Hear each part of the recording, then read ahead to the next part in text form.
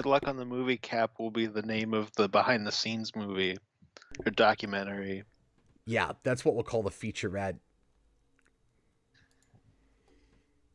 All right, well, we're going to try it. Hopefully this works out. Here we go.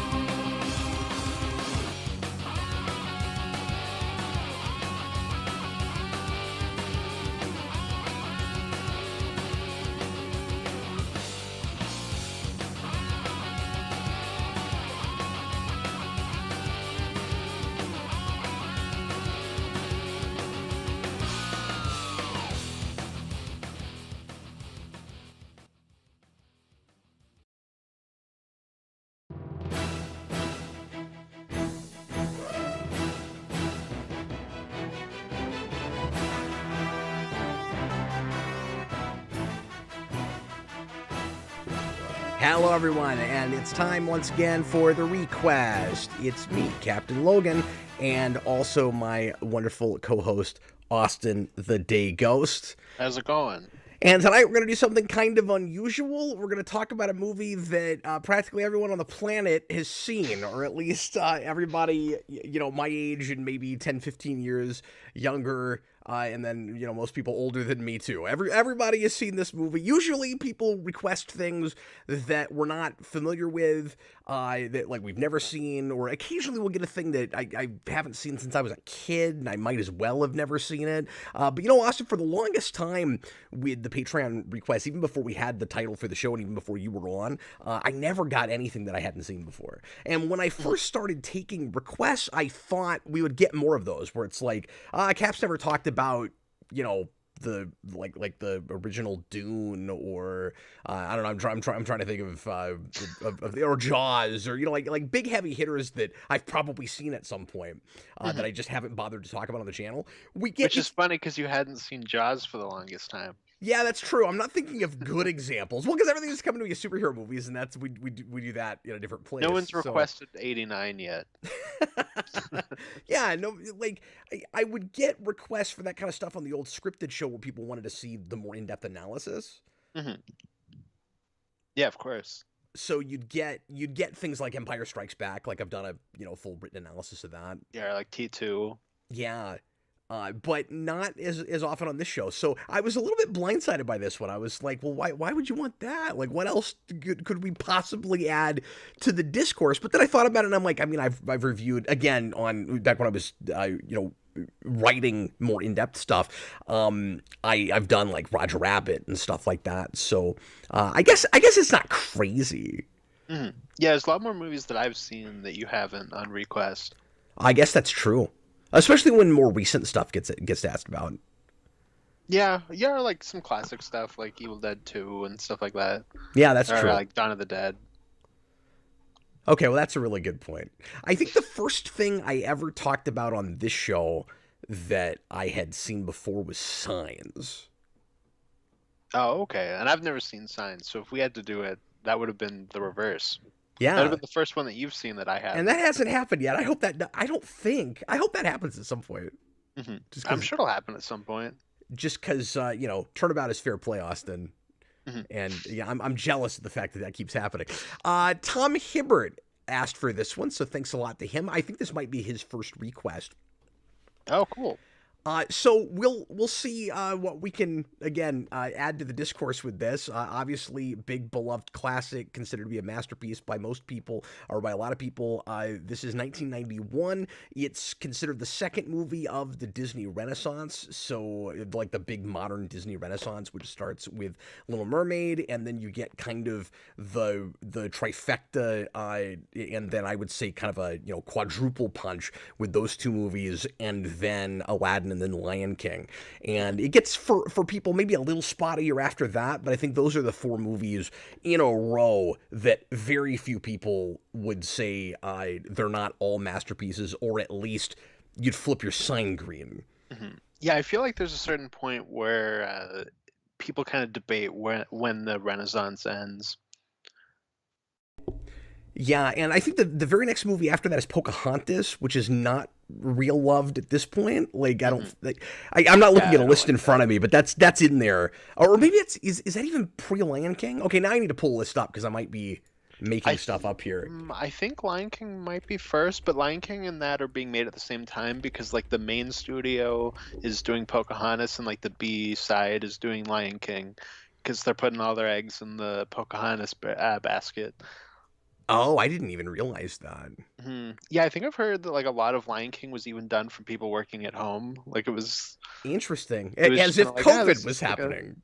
yeah, this is like this is like the side thing. Like Okay, no, I'm right about that. I second guessed it for a second because we don't do a lot of discussion about animated Disney stuff, and I'm a little rusty, and I don't want to pretend to be an expert because I'm not. But so yeah, Aladdin's 92, Lion King is 94, and I think part of the reason you've got a year in between is because of Nightmare Before Christmas, which is Disney but isn't considered part of this line, mm. Yeah, or and it I always might. forget that's Disney. Or maybe that and one of these could have come out the same year, and it just took longer for Lion King to get made. Because one thing that's interesting about Beauty and the Beast, this is one of those movies where, as like popular and beloved as it is, it's amazing that it turned out the way it did because they basically had half the time to make this movie that they usually did. Like I think they spent 4 years on Little Mermaid and on Aladdin. This was supposed to be that long, but they ended up only getting 2 years because it was originally being worked on by a different director with a completely different approach, and Katzenberg didn't like that approach, so he scrapped it and he hired these first-time directors that had never done anything to make this movie. And it's amazing and shocking the way it turned out. So it gets the Emperor's New Groove treatment. Then it sounds like. Oh, I didn't know that about that. Yeah, that movie starts as a completely different premise, and Yeah, then this well, and I mean, the premise is the same because it's still yeah, based on Beauty and the Beast, but the approach is real different. So originally, this was supposed to be, and it's interesting, right? Because I the idea of the Disney Renaissance, like behind the scenes, they weren't thinking with all these projects, oh, we're bringing back the old school way of doing these movies. It's just Little Mermaid was closer to that and happened to be really successful, and so then we pivot after that and we start doing it that way. And so this was supposed to be a much more serious, more grounded, still animated thing, but it wouldn't have been a musical at all. And I imagine it would have been a little bit closer to what maybe like a Don Bluth would have made or something. interesting because that's the reverse of Emperor's New Groove, where that was a musical and then it was cut into not being one. That's really interesting. Hmm. Yeah, so the That guys makes that sense. did the They'd be looking music. at Bluth at this time, Say again. so it makes sense at this time that they would have been looking at Bluth because Well, this and isn't that's too just far from like his heyday. that's just my interpretation from what the 5 minutes of cursory research I did before this. Yeah. From what it sounded like that guy was doing with the approach. But I would imagine if Bluth went to that material, it would be darker. It'd be a little more grounded. Hmm. Yeah, most likely. And that tone was real in at the time they would have started working on this around 88, 89. Hmm. Or even I guess a little bit before that, since this comes out in 91 and they only had 2 years to work on it once they decided it was a musical. And so the music guys that made Little Mermaid work on this movie, and they went to the director for that also to make this, and he went, "Nah, I'm tired. That was hard." Well, and correct me if I'm wrong, but isn't this Yeah. like either the start or like one of the first ones where you know what, I think this starts earlier than this, but the like you have your song, your big song for the movie, and then you have like a big pop singer that does like a cover of it. I started to say that it's the first one, but I actually think it starts a little bit before that. I mean, I'm not thinking of a lot of examples before this of that. You've got, well, you have things like Oliver and Company, Yeah, that's a little different but though, that's a because little Billy different. Joel, like he is that character in that movie. But I was thinking Yeah. of a Don Bluth movie. It's American Tail has that, I think, Oh with yeah. its like big song, and I'm pretty sure that's before this. Somewhere Yeah, out there. Yeah. exactly. And is a ballad like this. A lot of them were, The, yeah. the Beauty and the Beast song was originally supposed to be more of a hard rock song. Weird. Okay. This was a smart choice. Can you believe Yeah, that cause we pivoted from that to not only ballad, but ballad sung by Angela Lansbury? yeah, no It kidding. would have been amazing to hear her sing over a rock song. And she didn't think she could do it. She didn't think her singing voice was right for this material. Have you ever heard that story? No. Yeah, that's really interesting. Like I said, I read up a little bit because I don't know how much reviewing we would end up doing. Like, I love this movie. It's probably my second or third favorite animated Disney movie. So we'll talk about that, how that ranks for us, and how we feel about music and story and stuff. Obviously, but I just got kind of wrapped up in some behind the scenes stuff that I hadn't heard about before because I've never really looked at the behind the scenes material on this one. And, I've got all the discs with all the cool featurettes and stuff, and Disney's just not one of those things that I've dove into as much. Like, some of Pixar I've done that with, but not really these. I mean, you So, used to have a whole Pixar review show. yes. Yeah, so I have talked about movies that aren't superhero things that everybody loves before. I have done that. It's just unusual to get a request for it. But anyway, Angela Lansbury voiced concern that she wouldn't be up to the task and that they were going to need to get somebody to voice match her, kind of like they did with Nightmare Before Christmas with Danny Elfman. You know about Yeah, that, they used right? to do that a lot. Mm-hmm. And she thought they needed to do that with this, and the Ashman and Menken, the composers for this, they said, well, do one take and give us one, and let's just see what it sounds like. And she did her one take, and it moved everyone in the room to tears, and that's what's in the movie. Oh, fascinating. Because that's one of those And then it things. won the Oscar. It's nuts. Yeah, that is crazy. That's one of the coolest stories behind a movie I've ever heard. That's so cool. And also, I just love Angela Lansbury. And Yeah. that song makes me tear up like every time. I can't even completely explain why. I don't think any animated Disney movie moves me to tears except for this one, and I cannot put my finger on why that is. And Mhm. some of it, I think, is just that vocal performance. I don't know. Yeah, I know for sure. She's really good. Because that's one of those songs that you couldn't do like the Danny DeVito Hercules thing where they're not really a good singer, but they get away with it because it's like a weird, silly character actor thing. That song's too kind of important to what's happening.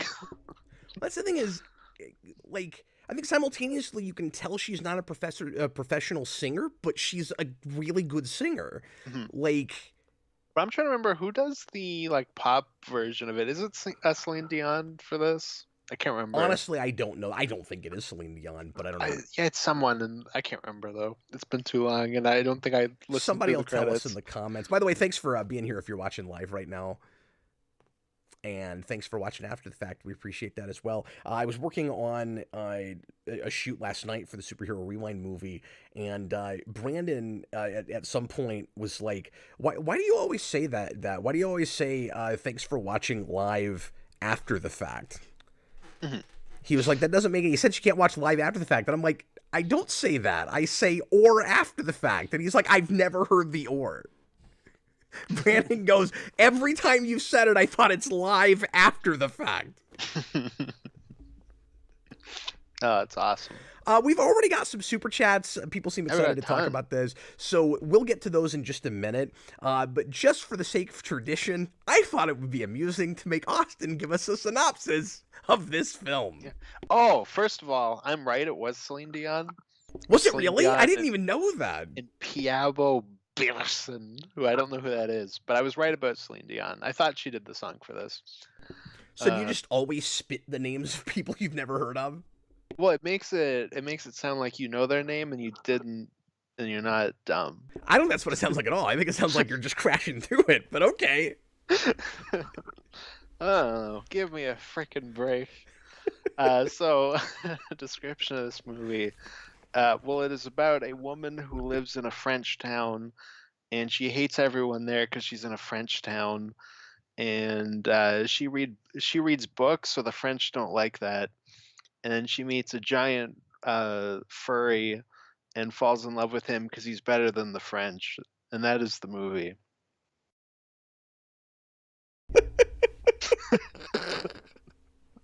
I'm glad I was muted. I was laughing the entire time at that.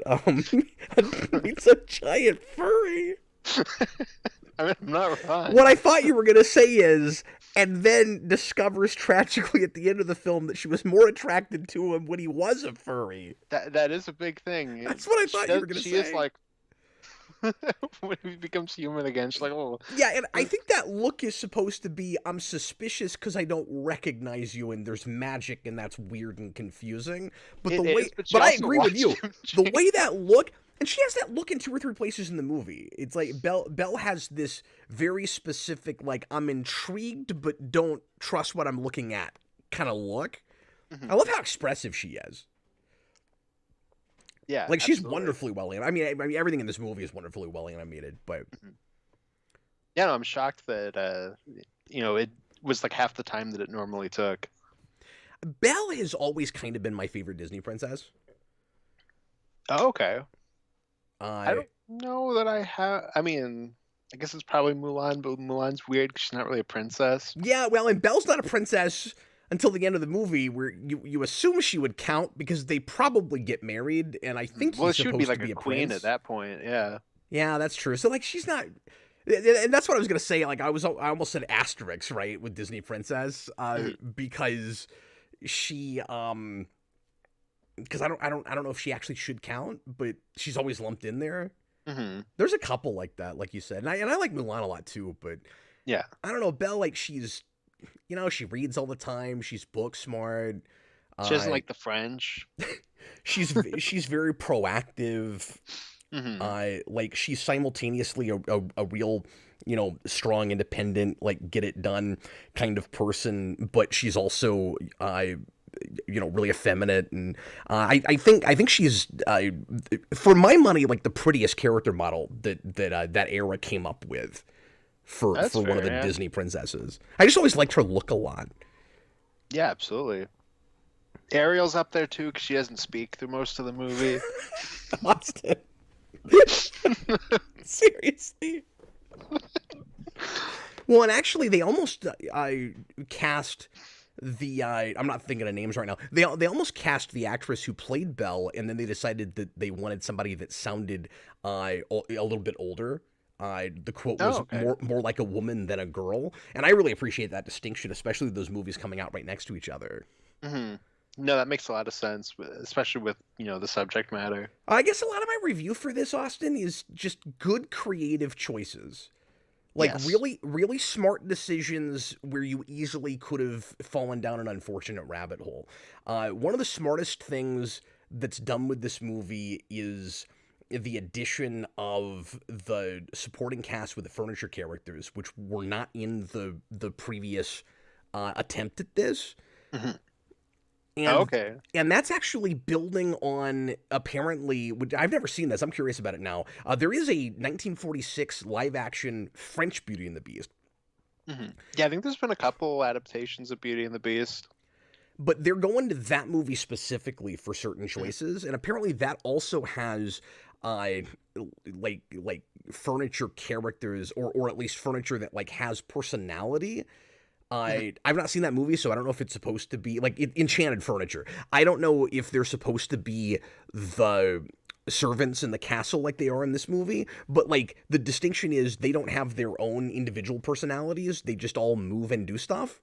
Mhm. And in this movie, they're all individual characters that were also transformed because the Beast, when he was human, is a jerk face that only cares about himself and isn't very hospitable.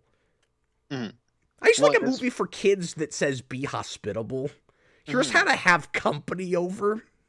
Well, and as we all know, there's also like an evil Tim Curry organ that lives somewhere in the castle, but we'll deal with that in a midquel. Oh, I forgot about that. I I think it's an haven't organ. It's something. I haven't seen those direct-to-video things in a million years. I think Aren't there because two of them? Because isn't there like Bell's Magical Christmas and then there's another one? there's only a couple that have trilogies. I can't remember if Beauty and the Beast does. It probably does. I thought it had another thing. I think Enchanted Christmas is that evil organ one. Oh, is that what it Enchanted Christmas? It's not Magical Christmas? Oh, whatever it is, Magical No, Christmas. I wasn't sure if I was right when I said it. That's I have no idea. But I think I grew up watching both of them, like both of those two Beauty and the Beast movies, about evenly. Because I wasn't really a Disney kid, so I didn't really watch this a ton. But yeah, I was gonna say we probably should go through our background with this. mhm. Where did it rank for you as a kid, though? I mean, you said you weren't really a Disney kid, but like with the ones that you saw and you liked, like where did you put it back then? Where would you put it now? I think I felt like complete indifference to Beauty and the Beast as a kid. It was around like high school where I was like, "Oh, this is actually a pretty good movie," and it maybe just squeaks into my top 10 at 10, but I'd have to like really think about it. I'm not really sure. So I have the exact opposite thing from you because this is a massively nostalgic movie for me.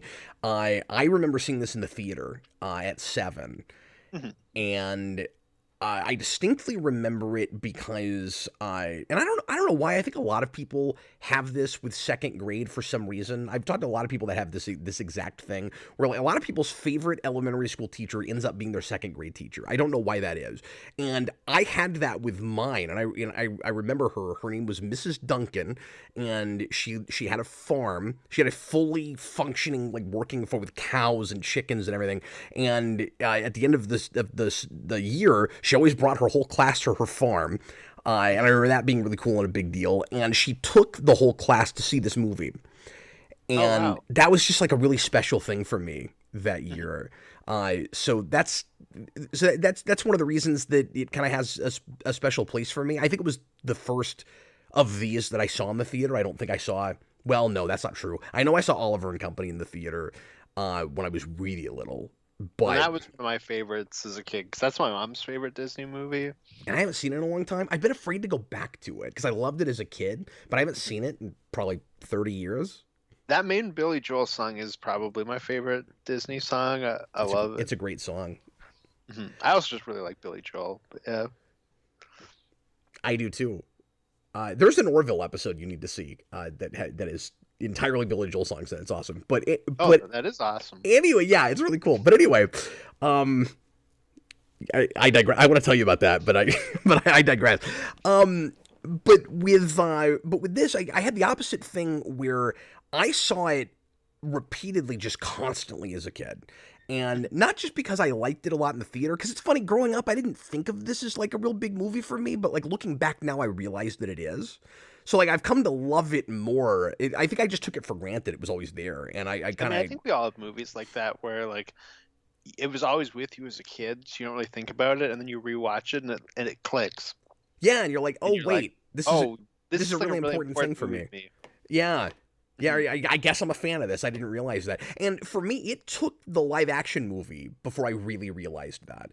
Because I went to the theater, and I didn't want to talk about that movie too much tonight, but I went to the theater and saw that and was like deeply moved by it and couldn't figure out why. Because a lot of people didn't like that movie, and I think it's deeply flawed, but I like it better than most of the rest of those Mhm. and more than a lot of people do.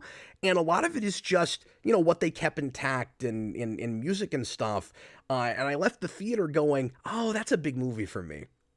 Mhm. And I never really appreciated that. I saw it on repeat as a kid, not because I loved it, but because my mom like cycled through Disney movies and just always had them on. Oh, And okay, yeah. I saw it so many times, I got to a place where I didn't need to see that again, and so I didn't watch it for a lot of years. Mhm. And I also had, not to get too deeply personal, but I have this with Aladdin and a couple of other things too, where for a long time I had certain like negative memories of childhood associated with it because that would be the movie that my mom would put on when things like weren't super happy in the house and things weren't going great. And so I have, I had not great memories connected to those for a long time.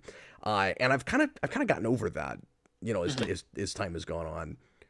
Yeah, for sure.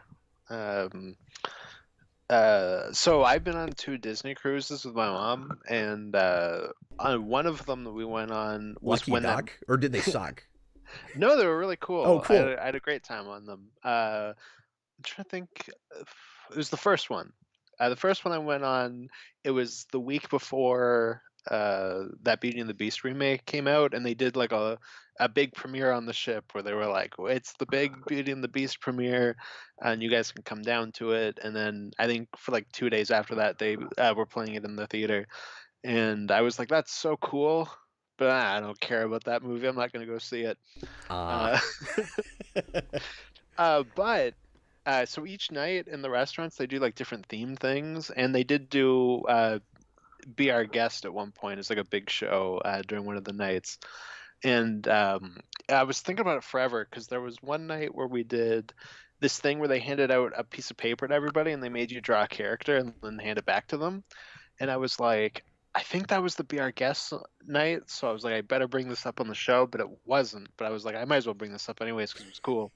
And then they took everybody's paper and they like scanned in the animated like little people you drew and they like put them on a screen and they like had like a music video set to Never Had a Friend Like Me, and they were like all of the people that characters the people drew were like dancing with all the Disney characters and like a little montage to that song. It was That's really cool. neat. It was really cool, yeah. And of course, because it's me, I drew like a bloody character. Did it get in there or did they axe it? It was. He was dancing with the genie. That's so cool. Yeah, I did like a little bloody monster guy. That is super cool and inventive. It was really cool, and it's obviously just one of those things where like they have it kind of pre-built and then they just kind of overlap it, but it was really cool. Yeah, that's super neat. Hmm. Okay, we're already half an hour in, and we haven't really talked much about the movie itself. Let me That go is ahead and correct. run through these super chats real quick, and then we'll do that. Wheelchair symbol $10 super chat. Alan Menken, who wrote the songs for the film, is still writing and on Disney's payroll. Imagine him creating a memorable song for the Marvels on the Singing Planet instead of the laziest thing imaginable. I agree. Yeah, that would have been really Yeah, cool I mean, I think a better idea would have just been to not have a to song not have there. the singing planet. Yeah, Yeah, yeah. But I mean, if you're gonna do it, you gotta commit. really commit. Have somebody talented. I don't know how smart it is. See, I wouldn't have broken out into like a pop number like that. I would have just I written like a mini musical in the middle of your movie where it should have been 4 or 5 like mini songs where you have different people singing every time you walk into a room and not just like melodically Talking. like saying their dialogue, but like just Mhm. every time you walk into a room, there's like people are singing songs at you. And then they Um, immediately hit you with like the king of that planet, who's like, I don't actually have to sing. We don't have to do that anymore. yeah, he's like, you guys are tired of this bit, right? I'm tired of this bit. Hmm. Yeah, I enjoyed that movie more than most people for some reason, but I mean, yeah, it probably sucks. Dan Schneider, $5 super chat. I know the later Disney movies like Hercules and Atlantis were hated when they came out and are beloved classics now.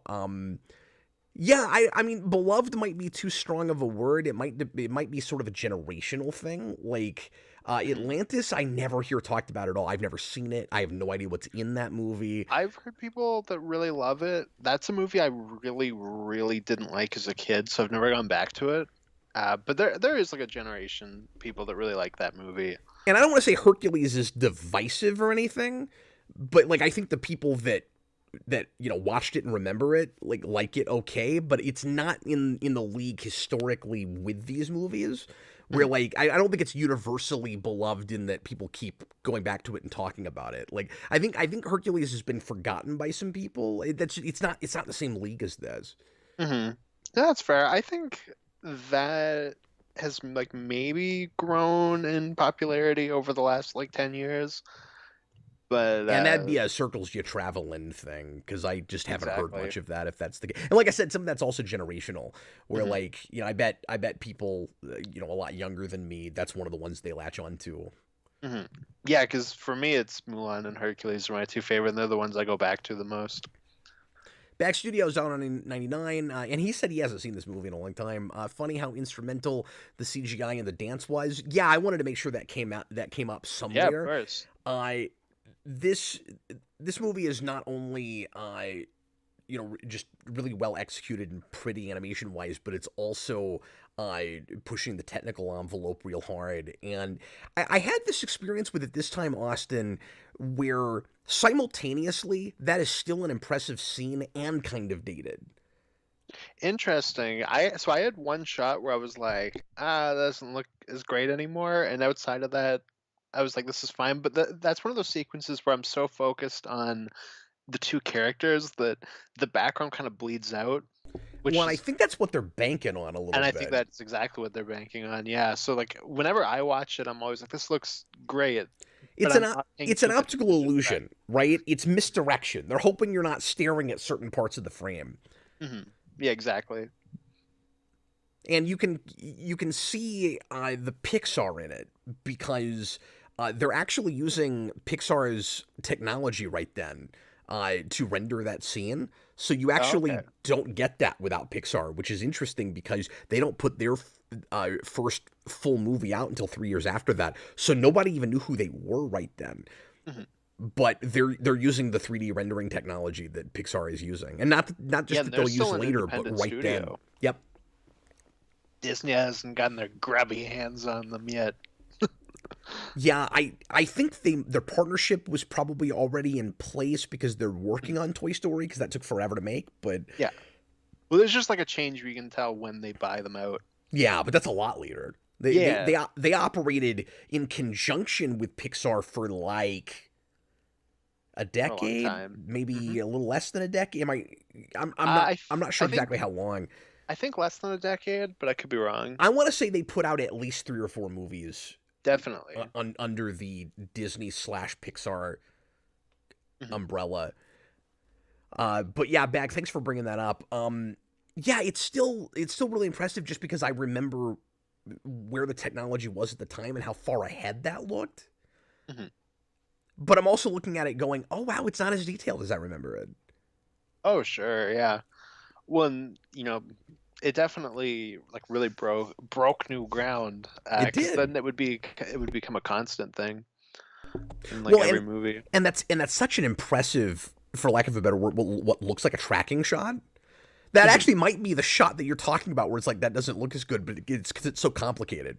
When the camera's like moving around them.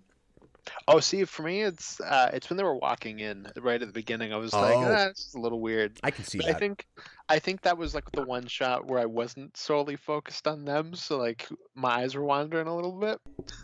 The thing that really took me out that I had never noticed before is when you get to the end and they dance again just before you get to the credits. They're in that same place, and I can't remember if they still render it CG or if now it's all 2D. But all the characters standing around them, just watching Belle and the now humanized beast who doesn't have a human name are dancing. I they're all still pictures not moving. Did you I was notice really that? hoping. No, I didn't. I was really hoping that's what you were gonna say, None though. of them did. They just stand there, just staring. Once you see it, it's really distracting. And Okay, I gotta go back to see that. And I would understand it more. Well, and I know exactly why it happened. It's because they were at crunch time and they had to cut some corners. And Mhm. I know for sure that that's one of the major scenes they cut the corners for. Well, what I was going to say is I would understand it more if it was a big crowd shot. Mhm. Because sometimes in earlier Disney movies you'd get like big crowd shots, and then you could see the duplicate faces where like they didn't go in and do individual faces because Yeah, they of either didn't course. have time or just rendering it would have been hard.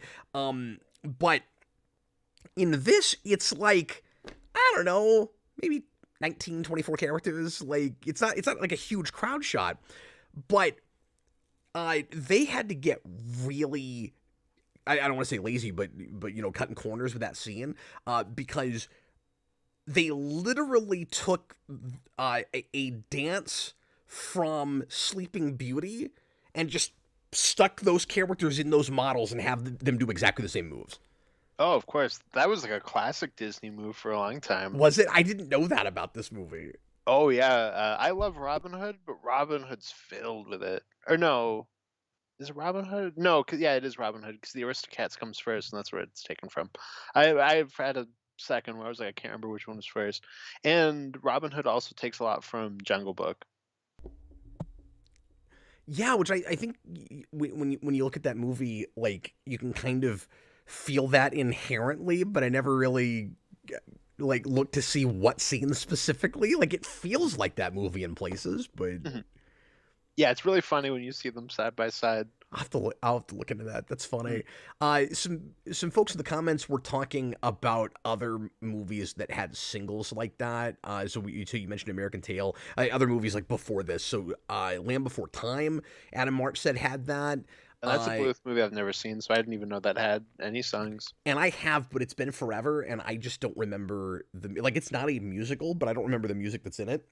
Oh, okay. And Wheelchair Symbol mentions Anastasia, but that's a lot later than this.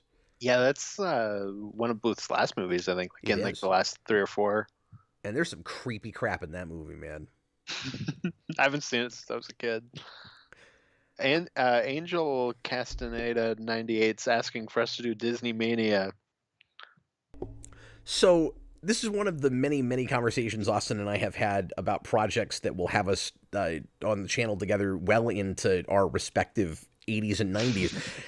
But I don't know if we'll ever get around to it. So when this came up last week, Austin and I were talking off camera, and I realized that Austin liked some of these movies. We just never really talked about like animated Disney movies, and I was like, oh, it might be kind of cool to go back and talk about some of these. But I think we would be real selective about which ones, like because there's enough of it.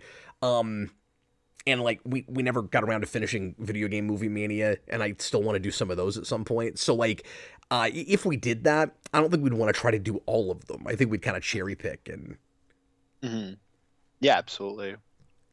Well, and especially I feel like if we were to do like a Disney Mania, we would probably end up running into the same thing we did with Video Game Mania, where there's a lot, like a long stretch of ones that nobody really cares about. That was the problem with that is we should have just skipped ahead. Eh. If we can find the time to get back to that, we'll be more selective with it. Austin's like, no, we won't. We have to do all of it. Everything. I put a list together. God dang it. Bob the Hun, $5 super chat. I think this was the first animated movie to either win or be nominated for an Oscar. I can't remember which. I know Siskel and Ebert put it on their best. Okay, so what I think he's thinking of is, because I read about this today too, it was the first animated movie nominated for Best Picture. Oh, okay. I think. Hmm. Or was it Golden Globe? I can't remember from what I was reading. The only Oscars it won, I think, were in musical categories. Hmm. Because I think it did. Somebody correct me if I'm wrong. I think it got nominated for Best Picture and it got beaten out by Silence of the Lambs. I mean, that makes sense to me. I'm pretty sure that's what happened. That's that's also like a great movie. And that's like apples and oranges. I don't know how you even compare those things. You know what I mean? Like I can't sit here and say one of those movies deserves that more than the other. They're very different kinds of achievements. Hmm. Like, Yeah, gun to my head, I may be voting for Silence of the Lambs, but I don't know how fair that is. Like, I mean, I would vote Silence of the Lambs just because I like that movie more. But I mean, this is a great movie. Like that is a case where I go, this is a great movie. Like, I obviously I can see why that won.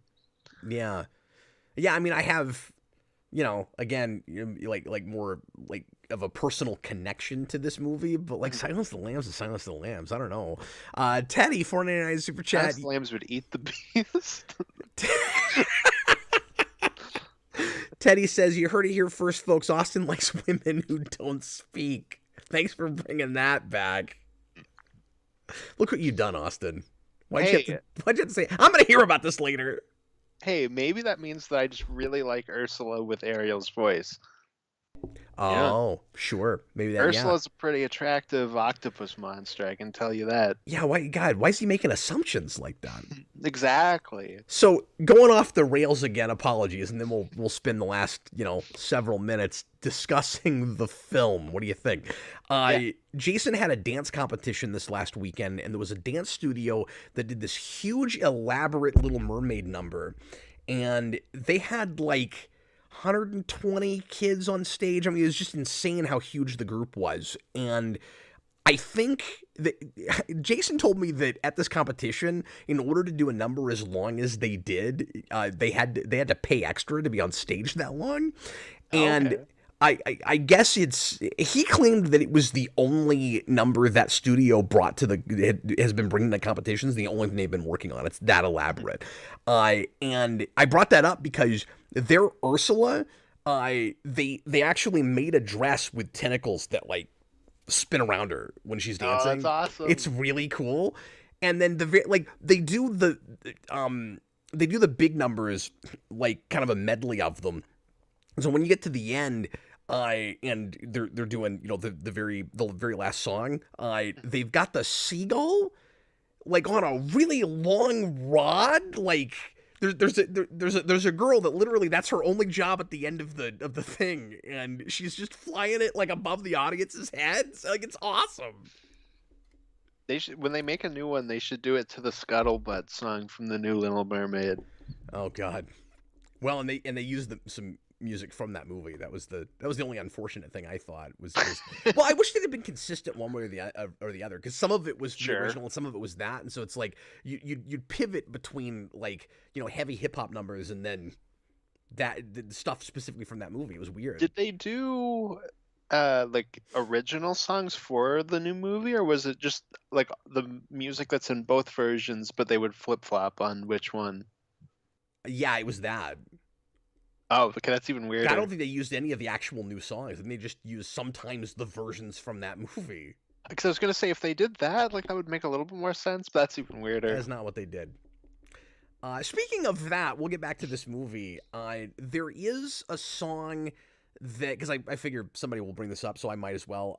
There's a song that was originally written for this movie that was cut for the theatrical version, but put back in a remaster, and I think like somewhere around '04. Do you know about that? No. I saw it a few years ago, and it's not a great song. I'm kind of glad that they cut it and they retooled it. So the reason it was cut was because it messed up the timeline of the movie. And so, of like exactly how long the furniture people have all been furniture and all of that. So they had to retool it, and so they changed it to the something that it wasn't there before song. And before it was a song that kind of gave a lot of the furniture characters more screen time, where they were just kind of lamenting like how excited or how sad they are that they're furniture and how happy they are that they're maybe going to get turned back into humans again. I didn't know if you knew about that song. No, I didn't. That's interesting. It would have been one of the weaker numbers, and I Is think it put back in for the remake?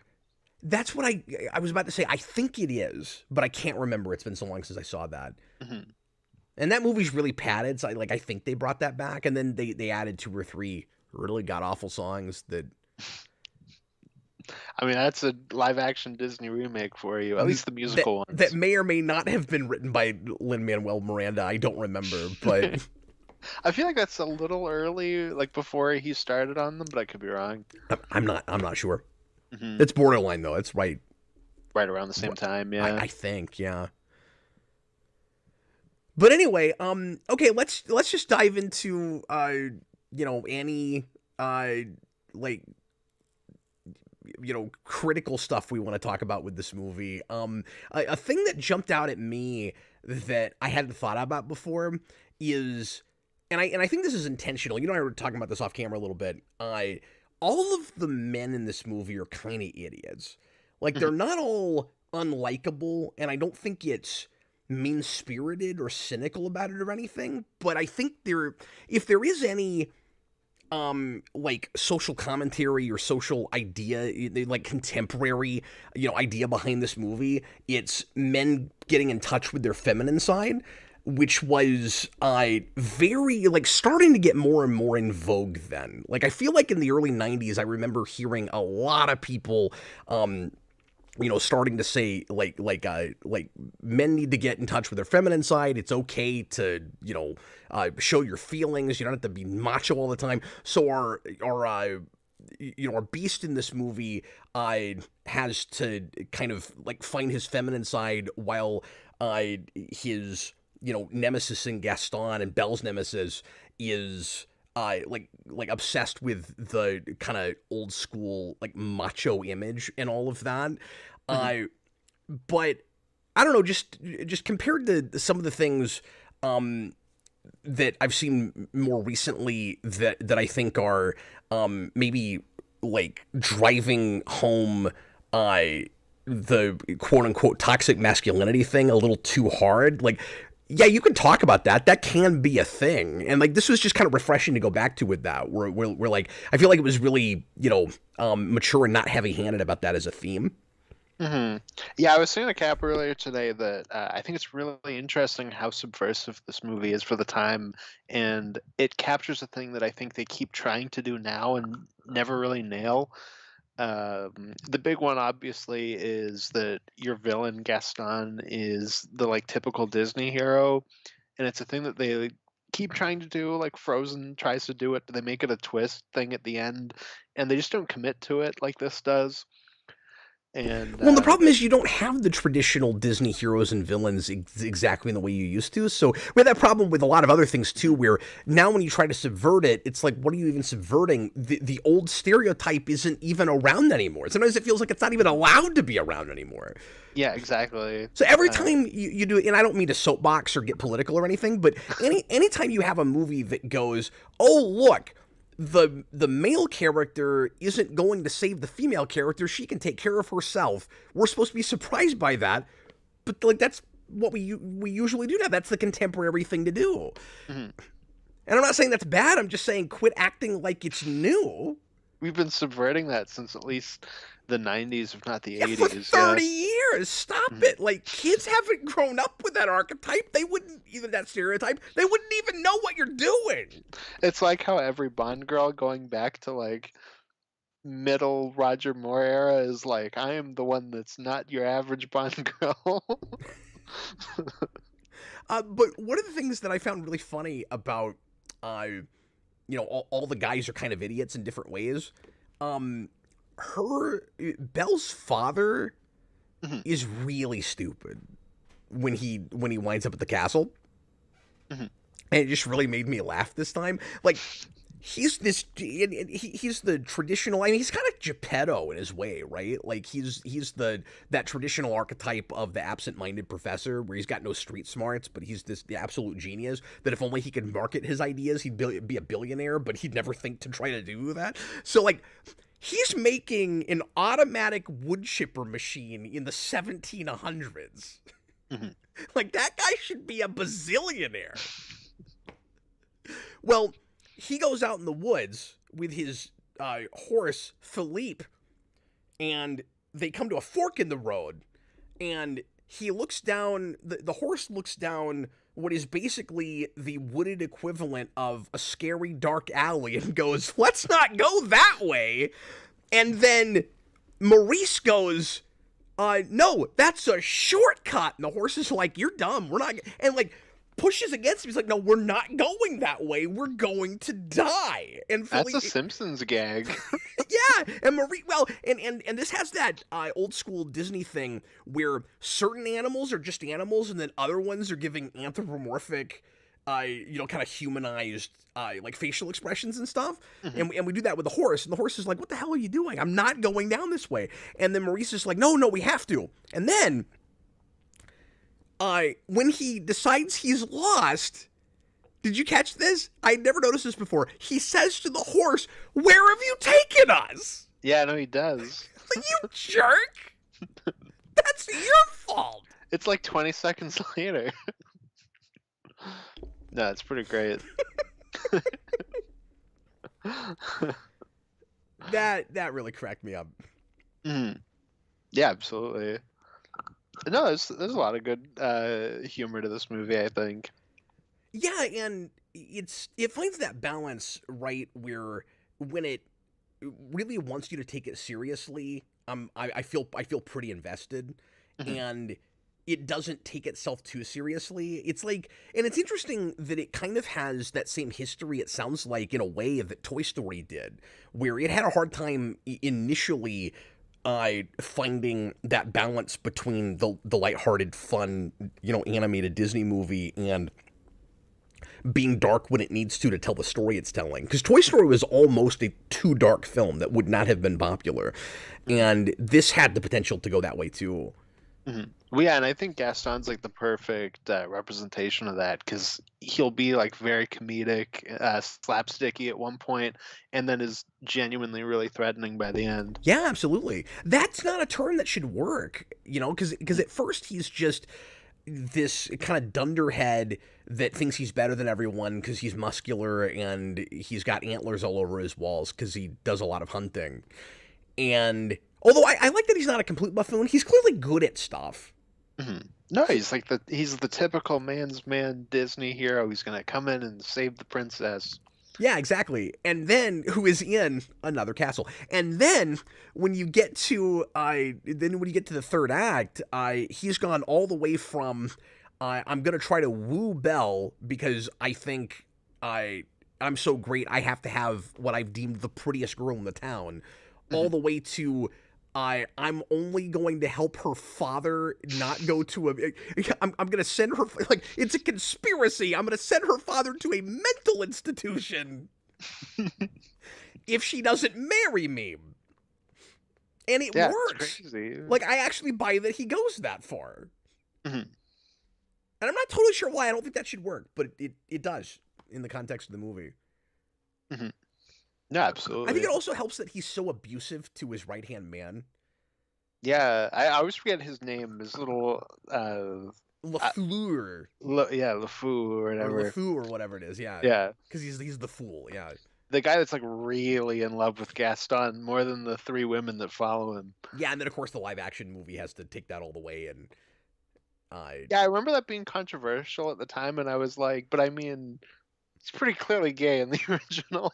yeah, I don't know well, if I the mean it's controversial more thing. subtle at that time, but I think that's only because people don't have that on their minds as much. Like, it's not as much to the surface. It's so much more taboo back then that an Yeah. audience isn't necessarily walking to that movie and as soon as they see it they go, he's gay. Like, some people just don't even understand that or what that is in 1991, believe it or not. Yeah, that's like the peak era of like really gay coded Disney characters. Yeah. Because Lion King's got that quite a bit too. And so then the remake of this just makes it a little bit more clear. Like, I don't think it's insanely explicit, Hmm. but Yeah, I just remember that being controversial at the time, and I was I like, guess I'm just saying an argument could be made that maybe he's not in this. You cannot make that argument in the live action remake. That's all. That's all I'm saying. yeah. But yeah, I like how tongue in cheek this movie is able to be, and how like self aware it is, particularly in certain lines of sung dialogue. Like, the songs in this movie are really clever. Some of them. Hmm. Yeah, and I find because I'm not really a big fan of the music in this movie. None of it's bad, like all of it's good, and I agree with what you're saying. It's Yeah. just none of it like really jumps out to me as like, this is a really good song I would listen to, except for obviously "Be Our Guest" I really like. Yeah, I love about half of this. Hmm. I think some songs are definitely stronger than others. And I don't think it's their strongest overall soundtrack. Yeah, for But sure. a lot of the lyric writing just really kind of grabs me, like even Mhm. forgetting melodies and stuff. Yeah. When you get the reprise of Gaston's song and LeFou says, no one likes to persecute harmless crackpots like Gaston, I love that. That's wonderful. Yeah. No, and I mean Menken and Ashmore. It's Ashman, I think. Uh, Yes. Menken Ashman, and who died right after this movie in the process of working on Aladdin, and mhm. Tim Rice had to finish his work on Aladdin. Yeah, I knew there was one that he died on. I couldn't remember which it was. But those guys are like consummate Broadway professionals. They've done a lot of wonderful stuff. They did my favorite musical of all time. Uh, they're very good at that. What is your favorite musical of all time? It's Little Shop of Horrors. Oh yes, you've talked about that. Just for a second, in the moment, I was like, I don't know what he's talking about. Go if you go and watch that, Cap, you'll be like, oh my God, here's the seeds for so many Disney I songs. need to finally do it. You know what? I I saw love it. I saw parts of it in a music class in high school, but I never watched all of it. Hmm. Yeah, I think you'd really like Although it. sometimes I mix that up with that's Rick Moranis, right? Yes. Okay, I am thinking about the right movie then. So one of the cleverest lines, or maybe I shouldn't even say cleverest. Just I like how like oddly on the nose it is because it's so. And again, like you have to kind of walk a line with that because we complain all the time about MCU humor being sometimes too obvious and on the nose and like making fun of itself too much. Hmm. When this movie does it, I don't feel like it goes too far, and I feel like it's real blink and you miss it. It was also new at the time. Like I think part of Yeah, it with the MCU is that it became the norm. Like, I yeah, think when it started, a lot of people were like, "Oh, this is very new for the genre." it became a fad. Hmm.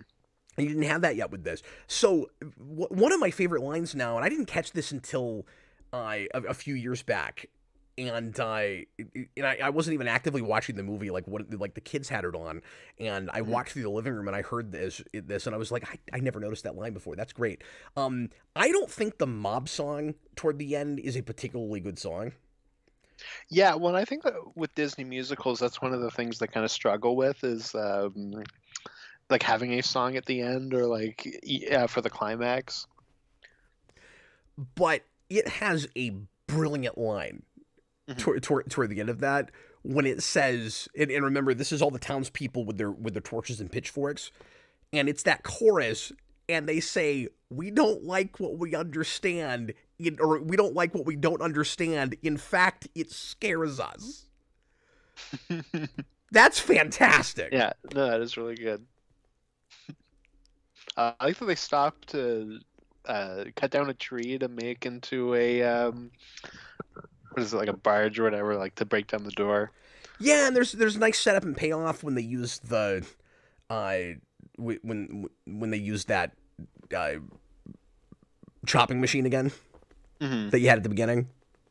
Yeah, uh, with the little cup guy, and I was like, it would have been really funny if he shattered, but it's not that kind of a movie.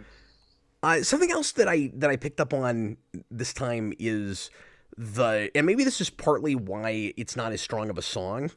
Mhm. I like the mob song has an okay melody, but I don't know if you've ever caught this, but the like poetic form, the cadence of it in the rhyme scheme Mhm. is almost identical to Be Our Guest. And it's just really Uh, weird that they used it again. Like you could retool this song with that exact melody and it works.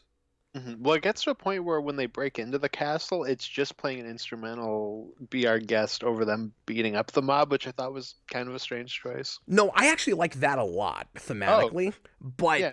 it is kind of odd that they chose to do that in the score, because if you picked up on it with this, it's like we've kind of been using that song again, but hope nobody would notice. It's weird.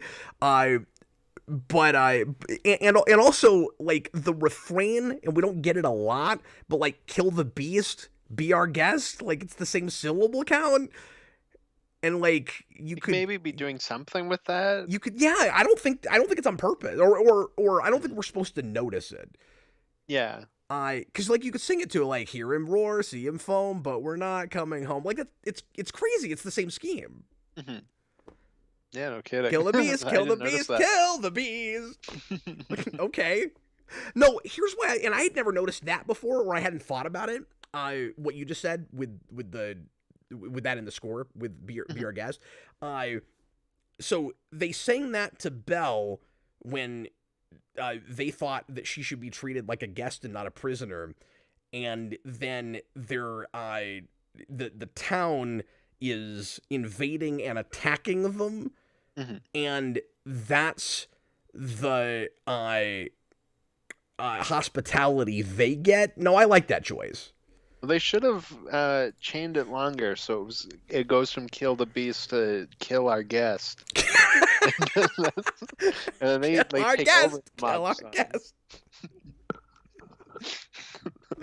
We've had years since we've killed anyone, and we're obsessed. And we're obsessed. Chewbacca's Lover, $5 super chat. From what I understand, the category for Best Animated Picture was made to prevent any more animated films being nominated for Best Picture. Yes, I think so. I think that's right. I'm sure that's what happened. And I just didn't remember where it was. And Best Animated Feature is such a weird category. Especially now, because there's not enough of them, and there's not enough quality ones that it even makes sense to have that category. Like when Spider-Man won, like I want to be excited that a superhero movie finally got that, but it didn't have any competition. Yeah, but you also get like weird years where I forget the name of it. It's like Animalese or something. There's like I think like an R-rated like adult animated movie, and it was nominated against like Shaun the Sheep the movie, where it's like you know. You know, it's sort of when you get first place, but there were only two people competing. Like, yeah. Well, then the other thing with what you're saying is, but I got a really big trophy, guys. The other thing with what you're saying is it's basically a place where Disney and Pixar get a nomination every year because it's like a default thing. Yeah, because there aren't enough studios making those. Okay, we're already at an hour somehow, but I want to keep talking for a bit because we haven't discussed enough of the movie. Okay, so Austin, I have a question about how the magic flower works. What's that? Well, okay, so the bees, thank you for your contribution to this conversation. The idea with the spell, the curse, is that there's a seemingly elderly woman who I think they're intentionally I just thought of this, trying to make kind of look like the fake elderly woman from is it Snow White? Yeah. And then it turns out that it's a beautiful woman, and she is looking for a room or just testing people. Like I don't know. Does she just show up places doing that? I don't know. It's fairy tale. And the old woman from Snow White was also like a beautiful woman in disguise, so it could be the same character. That's why I said fake. Oh, that's true. Yeah, they're all connected. Well, it's like how in Hercules, when they're doing the montage of all of his deeds, he's got the skin of Scar. It's all connected. Oh my God, it's a big conspiracy. Gaston did it. Exactly. Oh, sorry, I'm jumping around, but when I meant to say this earlier, when Gaston goes to the mustache twirling, one-dimensional villain that runs the insane asylum, who's excited about his plan just because it's devious. The end of that scene is so funny, where he's like, "That's so horrible. I love it. I love it." So that's Tony J. and he did a lot of voice work for Fox animated cartoons in the 90s and a bunch of other stuff. And he's the voice of Chairface Chippendale in The Tick. And every time I see that scene, the the only line that's in my head, because he goes, I mean, he doesn't really voice modulate much, but he's really in that exact same place in his throat.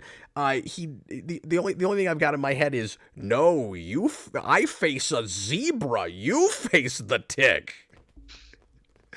But anyway, so he gets so the whole castle gets a spell put on it because he was not hospitable to this woman, and in order to eventually become human again and get their lives back, he has to develop love for another human being, or does it have to be romantic love? I don't know. Like, you be the judge. And I don't know that it having to be romantic love really makes a lot of sense for the lesson he should be learning, because it's really just like hospitality, appreciating other people, treating people right, not acting like you're superior to people. I don't know how that translates to romantic love. And this might not even be on the Disney movie. This might be on the fairy tale in the first place. But what I wondered is at the end of the movie, because we're told that she has to fall in love with him as well as his falling in love with her. Mm-hmm. At what point is that good enough for the flower? Like, does she have to? Once they say it, I guess. That's what I was gonna say. Does she have to outwardly profess it? Because he never does. Mm-hmm. I don't think he ever comes out to her and says, "I love you." I think they're counting because she's riding away and he's like, "I love her." Oh, okay. Yeah, is that what counts? Because if it has to be, because here's the thing, because it's magic, right? So if the flower can just read whatever's in your heart, mm-hmm. and I realize that I'm far too deeply critiquing a Disney movie right now, but if the flower can look, you're critiquing fairy tale. I am. I'm critiquing. You could be writing a modern day Disney film, Cap. 400-year-old fairy tale. But if you're put yourself in the flower shoes for a moment. If you're okay, I am a flower. I'm withering. If you're a mystical wilting flower, and like you can see, and you can see inside other people's hearts, if that's what it was, I don't like the idea that she doesn't actually truly fall in love with him until he almost dies. Because he already showed her how much he cared about her by letting her go.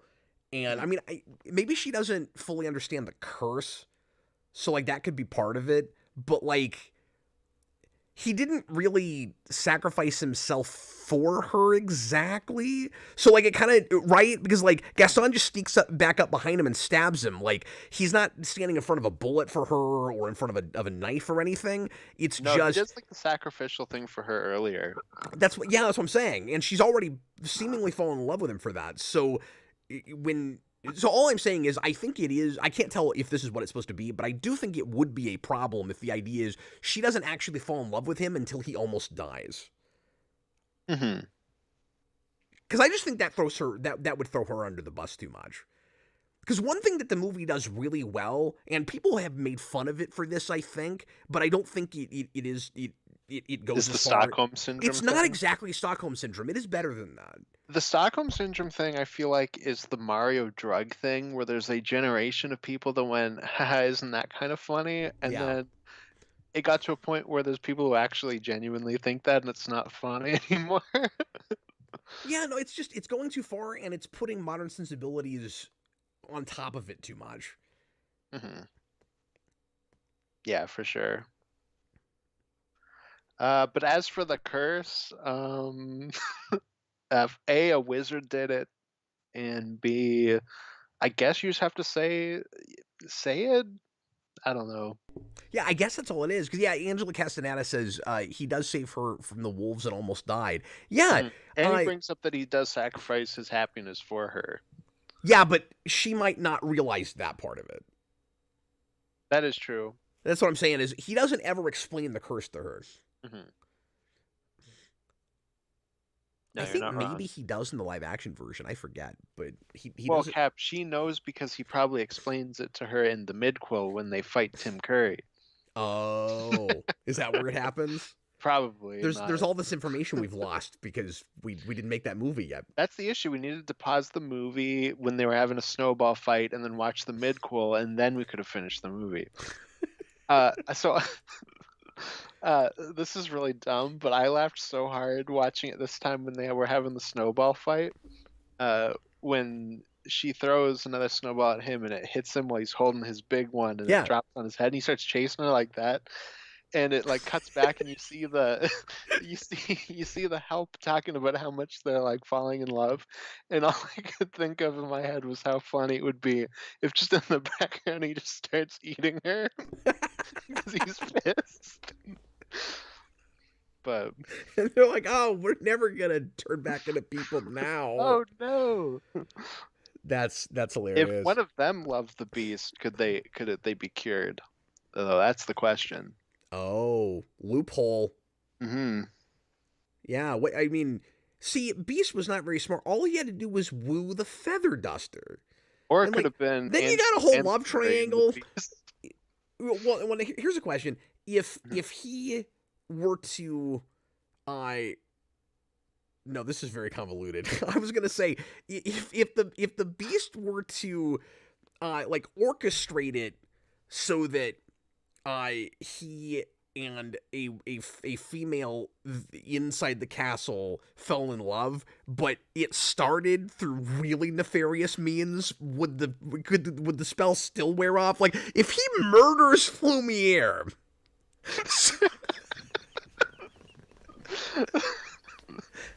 And right, that might be difficult because he's an enchanted candlestick. But if he murders Lumiere and then goes after the Feather Duster and then actually legitimately falls in love with her and she falls in love with him, but the way you got there is he had to murder Lumiere, would the So spell still wear off?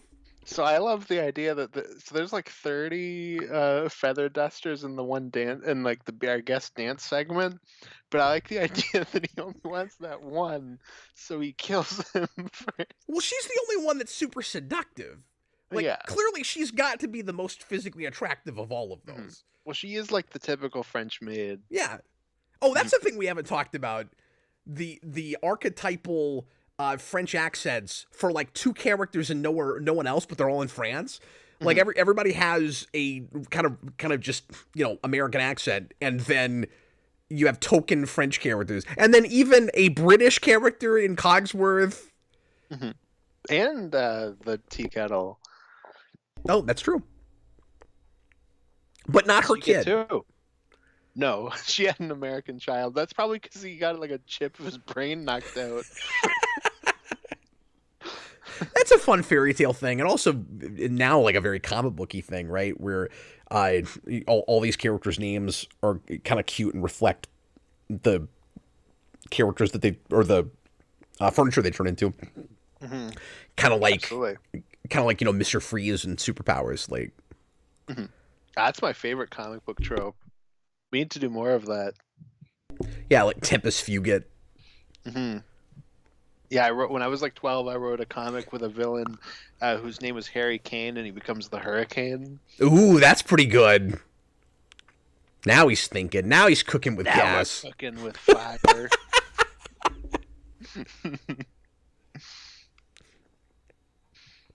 Exactly. Well, anyway, those are the main things I wanted to talk about. Was just I don't Yeah. know if I fully understand when the flower knows you're in love and could be murder someone and the spell still wear off. Yeah, I don't know. These are very important questions. Well, I like that in your interpretation, the flower is sentient, so it just knows.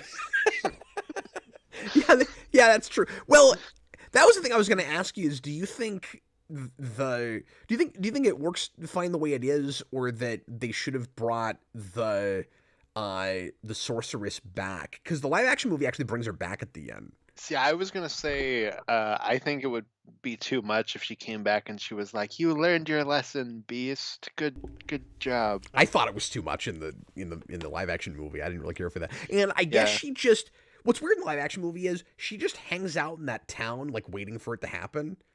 So she's a character Oh, through the whole movie.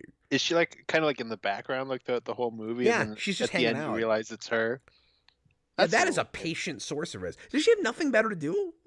What if he didn't get cured? Would she just come back and laugh at him? Yeah. Okay. Well, the flower wilted. Why do you even need a flower if she's going to stick around babysitting you? Hmm. That's a question. Yeah, I got a question for you about the live action remake and how it changes things. I don't know Is if I'll remember, but go ahead. is the Beast also uglier when he becomes a human? I don't remember. I don't think so. But I mean, in this, it was just it's kind of a poor choice in Very poor face choice of words. in face design. I just think he's kind of weird looking. Yeah, he looks like oh my god, now I'm blanking on his name. He looks like Vigo. Oh yeah, yeah, that's a mistake. Yeah, yeah. Imagine if the Beast turns into Vigo, and then she's like, "Oh wait, this is what I signed up for." Like I know this is like sticky and gross if you think about it for 5 seconds, but could you just go back and look like you did before? Like that's actually preferable. I He turns into Vigo, and she's like, "Oh!" And then LeFou runs over, and he's like, "He is Vigo. You are like the buzzing of flies to him." Angel Castaneda says one of the few criticisms I get from the movie is the design of the Beast as a man. Yeah, we were just talking about that. Yep. Yeah, I think it's very silly. The Beast himself, I think, is one of the 3 or 4 like big smart choices that puts this movie over to the top to an iconic place. Because there's a lot of different ways you can go with that design, and for whatever reason, what they landed on feels like instantly iconic and recognizable, and Yeah, he's perfect. you can tell that they're looking at it real hard when they make Gargoyles a couple years later. Sure, yeah. No, because I remember being like, "Oh, how are they going to translate that to live action?" And then when I saw his design, I was like, "Oh, that's nowhere near as good." He's like perfect here. Oh my god, I didn't realize that because I didn't know who that was when I saw the movie. Oh my god, he's Dan It's Stevens. Dan Stevens. We can't get away from him. The guy from Legion. We can't get away from him. He's everywhere. I like that guy a lot. He is cool. I like Dan Stevens. Yeah. See, if Belle at the end of this was gonna marry Dan Stevens, she'd probably be all right. That's an attractive dude. I mean, Yeah. I still can't figure out like attractive white men, He's- but I can't figure out whether men are attractive, but I know that the human beast ain't. yeah, but he's not. That drawn 2-dimensional man is very unattractive. I know that. I know if I was a woman, I would not be into that. We needed Peter Venkman to come in and change Vigo's design. But Disney was like, "Nope, nope. I think you must leave." So you said this was never one of your favorites. Like it would be at the bottom of your top 10. Did you enjoy it more this time around than you have before, or was it just kind of the same? No, it's about the same. It's not like it being that low is not like a condemnation of the movie. Like I Oh like no, I this know. movie a lot. Yeah. I'd also have to go through a lot of movies that are in my top 10 because a lot of them I haven't seen since I was a kid. So at some point, I do want to go through all of Disney's output. Do you have the thing I do sometimes with movies I've seen too many times where like I know it so well even if I haven't seen it in a long time from rewatches where it's just ingrained in my brain that it's difficult to concentrate on it. You ever have that? It depends what it is. Like with this, I've probably seen it enough times that it's all in my head. But there's like certain things like I rewatched it and I was like, oh, I forgot Cogsworth was the main like help person. I always think it's the candlestick. Well, Like, I wouldn't there's, figure like, you would certain have it things with like this that. specifically, but like I said, I saw this way too many times when I was a kid. So I just wondered, like things you've seen a lot, like I don't know, your Ghostbusters or whatever. Like, is it hard to like really pay attention to it because No, stuff like that. I'm you know like it too well? ingrained with a lot of movies. I'm more likely to have I have the this with like. 89. I've seen it so much I can't actively watch it anymore unless I'm like talking over it. Yeah, fair enough. I do have the thing, like, I have it with a lot of early Pixar movies where it's like, I've seen it so many times, I don't know if I'll ever go back to it. It's like, Yeah, thinking about watching it sounds like a pain. I had that with Aladdin. Sure.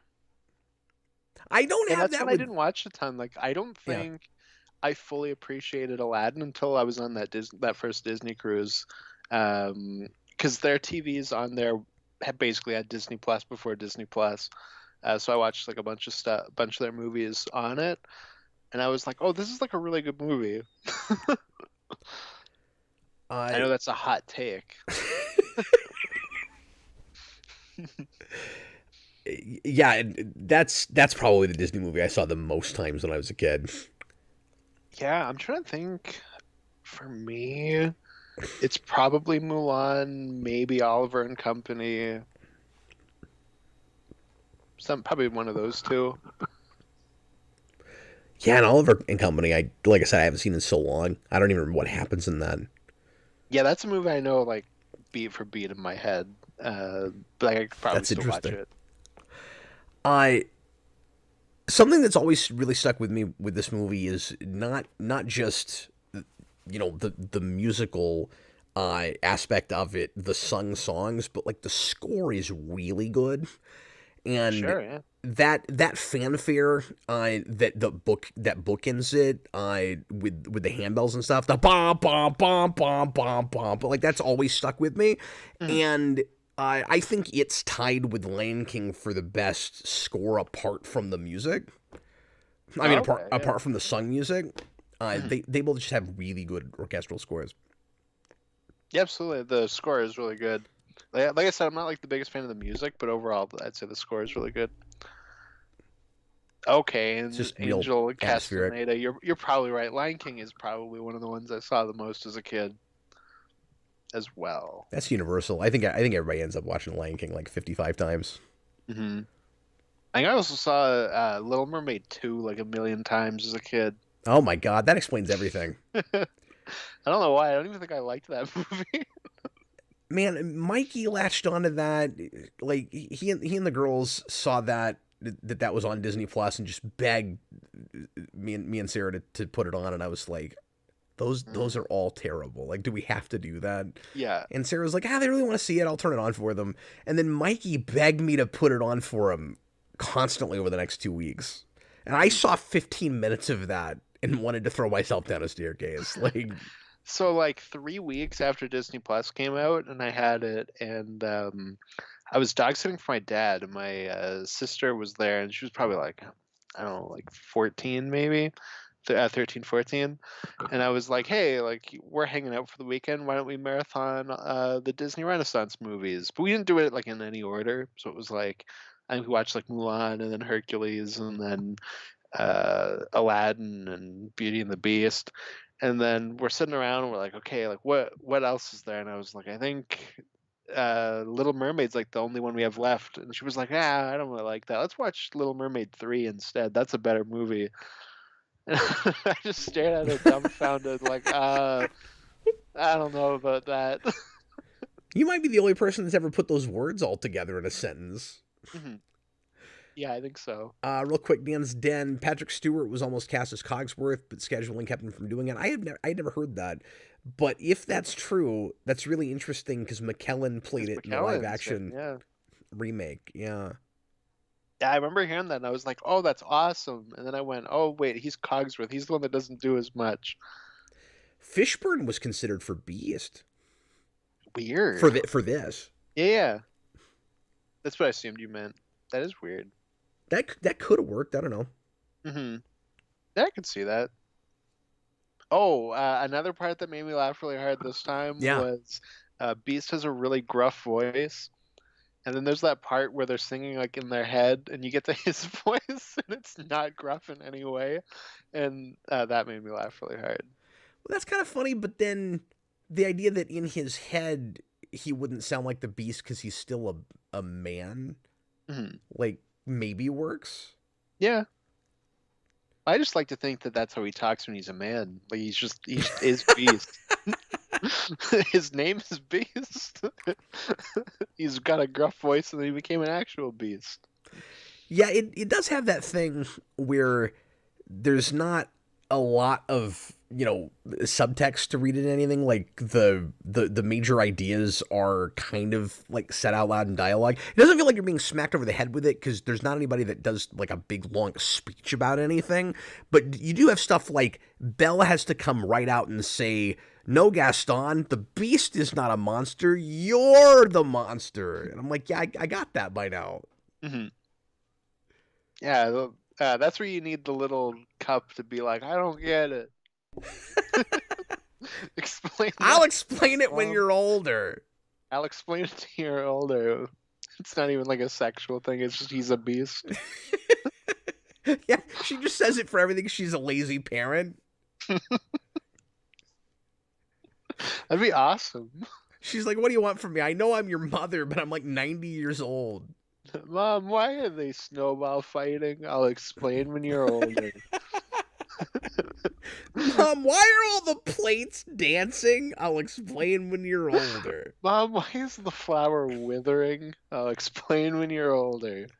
Mom, how come the footstool barks even though it doesn't have a mouth? Mom, how does the enchantment work when it comes to love? Is it a platonic love or a romantic love? And then at what point does the flower know what kind of love it is? Flower, no. Did you know the footstool had a name? It's not just dog. No, according to the cast list, the footstool's name is Sultan. Oh, and it was voiced by Frank Welker. Yes, it was. Of course. It was, yeah. Because of course, you didn't need a cheat sheet for that. You just assume it must have been Frank Welker. It's an animal in an animated thing. It was Frank Welker. No, they did something amazing. They actually put a microphone up against a dog. No, it was Frank Welker. And see, it's all connected because the next movie they're going to put out is Aladdin, which has a sultan in it. Mm-hmm. And I'm pretty sure Frank Welker also plays the monkey. Well, he must. He must. Again, I'm not going to look that up. Let's just assume it. What are they going to do when Frank Welker passes away? Like, they're going to have to make an AI Frank Welker. So I was going to say. Have animals. You know they're already working on that. Yeah. Yeah. I mean, there's enough Frank Welker. Here, but the thing is, though, Frank Welker just reused audio tracks. I was going to say, you can use Frank Welker like drum samples at this point. Like, there's enough of that he probably could have retired 20 years ago, and we still have everything we need. Frank Welker animal sounds of the new. Oh my god, I'm really blanking on stuff today. That famous Wilhelm scream. Yeah. Oh god, I'm just out of it. Okay, well, on that note, let's go ahead and wrap up. We once again we came into this going. I mean, what else do we have to add? Hour and a half. We've been talking about Beauty and the Beast. It was a lot of fun, though. I learned some stuff I didn't know before. Mm-hmm. Yeah, absolutely. Well, I learned that Cogsworth was the lead hand. That was what I learned this time. It turns out that there were things there that were always there before. Mm-hmm. I just didn't know about them. I was just too ignorant. Yeah. That's why we do this. It's really just so that we learn things. Mm-hmm. Well, knowing is half the battle. Very self-indulgent of us. Okay, thanks a lot for watching, guys. Austin and I are gonna go watch some more Ninja Turtles because we haven't done that in a few weeks, and it's getting late, so we'll probably only do a couple 3 episodes. But we're gonna go ahead and do that if anybody wants to stay up late with us, and if not, watch it later if you feel like it. And we're going through 2003 Ninja Turtles. And anyway, thanks for watching, everybody. We'll see if we can put sentences together. Let's see how much we talk about Frank Welker this time. Yeah, just every time there's an animal voice in that, you'll be like, "That's Frank Welker, right?" I'm like, "Why are you asking?" So he's all the turtles? Stop asking the question. No, not animals that talk. Just regular animals. Oh, okay. I mean, he is